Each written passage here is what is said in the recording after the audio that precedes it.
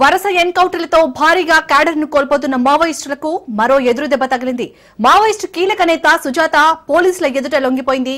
Maoist పార్టీలో కీలకమైన పదవుల్లో పనిచేస్తున్న ఆమెపై మహారాష్ట్ర, ఆంధ్రప్రదేశ్, ఛత్తీస్గఢ్, తెలంగాణలో కోటికి పైగా రివార్డు ఉన్నట్లు అధికారులు తెలిపారు. కాగా సుజాత బస్తర్ డివిజనల్ కమిటీకి ఇన్ఛార్జ్ గా ఉన్నారు. సుక్మా ప్రాంతంలో జరిగిన అనేక ఘటనల్లో ఆమె మోస్ట్ వాంటెడ్ గా ఉన్నారు. చికిత్స నిమిత్తం కొత్తగూడెంలోని దవాఖానకు వెళ్తుండగా ఆమెను అరెస్ట్ చేసినట్లు అధికారులు వెల్లడించారు. బెంగాల్లో హత్యకు గురైన నక్సలైట్ కమాండ్ కిషన్ జీ భార్య అని అధికారులు తెలిపారు.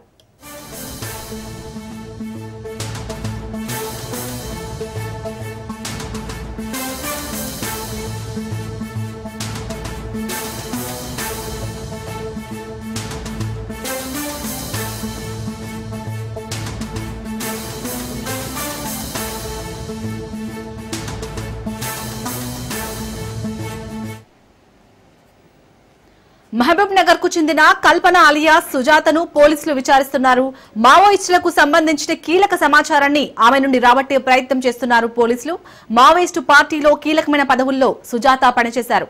కాగా ఇటీవల జరిగిన భారీ ఎన్కౌంటర్ లో 31 మంది మావోయిస్టులు మృతి చెందారు. సుజాత అరెస్టుతో మావోయిస్టులకు భారీగా ఎదురుదెబ్బ తగిలింది.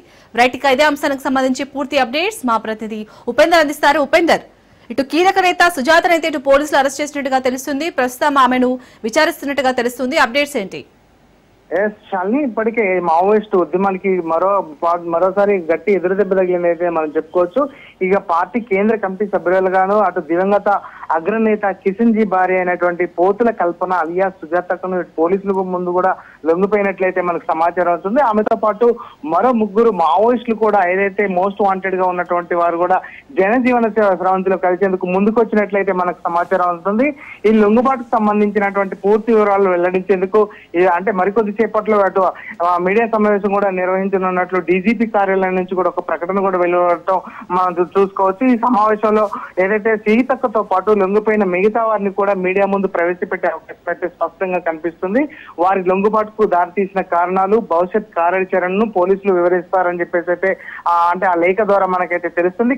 ఏదైతే గద్వాల్ ప్రాంతానికి సంబంధించినటువంటి సుజాతక్క చాలా చిన్న వయసులోనే విప్లవ మార్గాన్ని అయితే ఎంచుకున్నారు. ఆమె 1984లో ఆమె మావోయిస్ట్ పార్టీ అగ్రనేత మల్లోజుల కోటేశ్వరరావు అలియాస్ కిషన్ జీని అయితే వివాహం చేసుకున్నారు.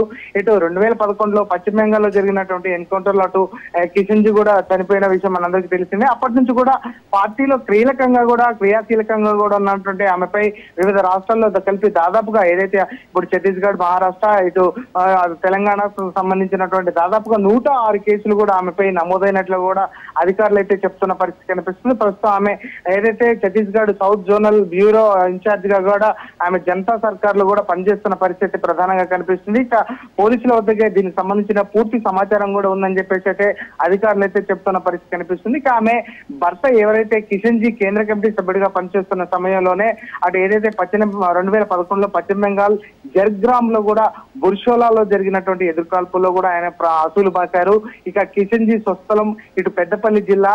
ఆయన సోదరుడు సైతం మావోయిస్టు పార్టీలో కీలకంగా కూడా కొనసాగుతున్న పరిస్థితి కనిపిస్తుంది. ఇప్పుడు కిషన్ జీ ఎన్కౌంటర్ లో చనిపోయినప్పటి నుంచి కూడా ఏదైతే సుజాతక్క ఆమె కోసం ఇటు ఏదైతే నిఘా వర్గాలు కూడా వెతుకుతున్నట్లయితే తెలుస్తుంది. ప్రస్తుతం ఆమె వయసు దాదాపుగా 60 సంవత్సరాలు కూడా మనకు తెలుస్తుంది. అయితే ఛత్తీస్గఢ్ ఏదైతే సౌత్ బస్తర్ ప్రాంతంలోని అటవీ ప్రాంతంలో సుజాతక్క ఉంటున్నారని, పార్టీ బాధ్యతలు కూడా ఆమె చూసుకునే ఆమె ఎందుకు బయటకు వచ్చారనే విషయం మాత్రం తెలియరాలేదు. అయితే వైద్యం కోసం మహబూబ్ నగర్ కు వచ్చారా లేదా షెల్టర్ లో ఉంటున్నారా అన్న సమాచారం తెలియాల్సి అయితే ఉంది. ఆమెకి ఎప్పుడు ఎక్కడ అరెస్ట్ చేశారనే వివరాలు సైతం కూడా వెల్లడించాల్సిన అవసరం ఉంది. ఇప్పుడు సుజాతక్క కాంతికార జనతాదళ్ సర్కార్ వ్యవహారాల్లో కీలకంగా బాధ్యతలు చూస్తున్నట్లు కూడా మనకు సమాచారం ఉంది. ప్రస్తుతం ఆమె అరెస్ట్ పై అటు పోలీసు వర్గాలు అధికారిక ప్రకటన చేయలేదు. కానీ అంటే మధ్యాహ్నం 12 గంటలకు మాత్రం ఖచ్చితంగా డీజీపీ కార్యాలయంలో అంటే ప్రెస్ మీట్ ఉందని చెప్పేసి ఒక ప్రకటన విడుదల చేయడం మాత్రం అటు మావోయిస్ట్ పార్టీకి గట్టి ఎదురు దెబ్బగా కూడా మనం చెప్పుకోవచ్చు. ఏదైతే అంటే ఆమె లొంగుబాటు గురించి మధ్యాహ్నం డీజీపీ ఏదైతే జితేందర్ మీడియాకు కూడా ఈ వివరాలు కూడా వెల్లడించే అవకాశం అయితే స్పష్టంగా కనిపిస్తుంది. ఆమెతో పాటు మరికొందరు మావోయిస్టులు లొంగిపోయినట్లుగా కూడా మనకైతే తెలుస్తుంది. అయితే సుజాతకపై ఇప్పటికీ ₹1,00,00,000 రివార్డు కూడా ఉంది. ఆమెతో పాటు మరో 3 మావోయిస్టులు కూడా అంటే వారిపై కూడా అంటే కీలక నేతలుగా ఉన్నారా మరేదైనా విషయాన్ని కూడా తెలియాల్సిన అవసరం ఉంది. మరికొద్ది సేపట్లో మాత్రం ఇటు మీడియా సమావేశంలో డీజీపీ కార్యాలయం నుంచి కూడా ప్రకటన కూడా వెలువడడం కూడా మనకి చూస్తున్నాం.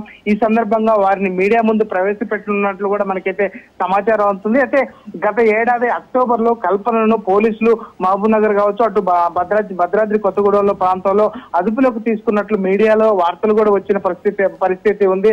ఆ నేపథ్యంలో అది ఏమాత్రం నిజం కాదని చెప్పేసి మావోయిస్ట్ పార్టీకి అంటే పార్టీ నేతలు కూడా కొట్టిపారేశారు. అయితే సుజాత తాజాగా లొంగుబాటుకు సంబంధించినటువంటి పోలీసులు అధికారిక ప్రకటన చేయడం మాత్రం కొంత విస్మయాన్ని కలిగిస్తుంది. ఆ పార్టీకి కీలకంగా ఉన్నటువంటి అంటే సుజాతకు కూడా లొంగిపోవడం మాత్రం ఆ పార్టీకి తీరని లోటుగా కూడా మనం చెప్పుకోవచ్చు. ప్రస్తుతం మాత్రం మరికొద్ది సేపట్లో మాత్రం డీజీపీ కార్యాలయం నుంచి అధికారికంగా వారు మీడియా సమావేశంలో మాత్రం సీతక్కతో పాటు మరికొంతమందిని మీడియా ముందు ప్రవేశపెట్టే అవకాశం అయితే స్పష్టంగా కనిపిస్తుంది. Shalini. Right, thank you Upender.